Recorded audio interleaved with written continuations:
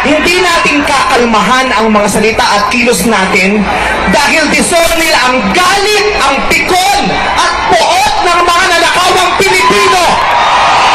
Hindi tayo pwedeng kumalma. Hindi pwedeng iiyak lang. Hindi pwedeng magtitiis lang, hindi tayo kakalma. Hindi ko kayang maging magalang sa kanila dahil mga bastos sila. Mga salaula sila at mga baboy sila. Hindi natin kayang maging mabait sa kanila din mga walang yasi. Hindi pwede. Hindi pwede yung mabait ka na mabuting asal ka. Hindi uubra sa kanila mabuting asal at mabait lang kasi nga mga demonyo sila. Kaya tama yan. Sumigaw lahat ng galit.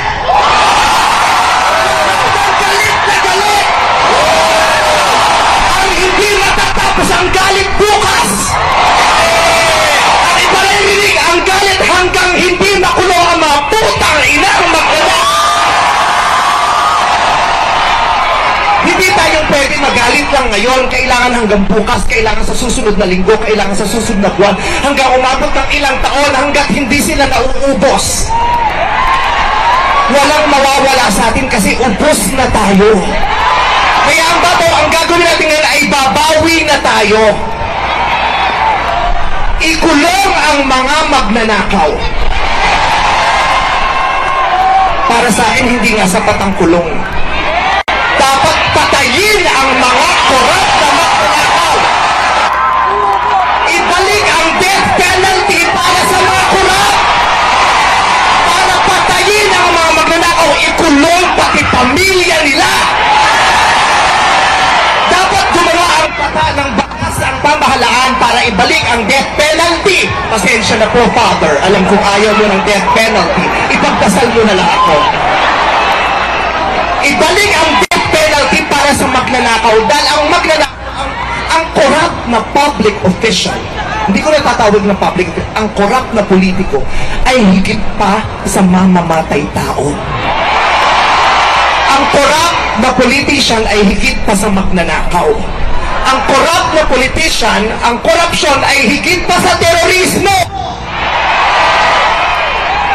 Ang mga terorista, namimili lamang ng lugar at panahon kung kailan aatake. Pero ang mga magnanakaw sa Pilipinas, walang pinipiling araw. Araw-araw nila tayong ninanakawan. At ang inaatake ng mga terorista, yung mga iba ang pananampalataya, iba ang paniniwala, iba ang lahi. Pero ang mga korap, kapwa Pilipinong kalaki ang ninakawan. Kaya hindi tayo pwedeng sumuko lang ng ganito. Kaya hinahamon ka namin, Pangulong Bongbong Marcos, kung gusto mong magkaroon ng magandang legasiya, ang pangalan mo, ipakulong mo lahat ng magnanakaw. Nakatingin kami sa iyo, Pangulong Bongbong Marcos. At inaasahan ka namin, hindi dahil sa idol ka namin, kundi dahil sinuswelduhan ka namin at inaasahan na tutuparin mo ang inuutos namin mga employer mo. Kami ang nagpapasahod sa inyo. Tapos na ang panahon na natatakot tayo sa gobyerno. Takutin natin ang gobyerno dahil ang kapangyarihan nasa sa atin, wala sa kanila.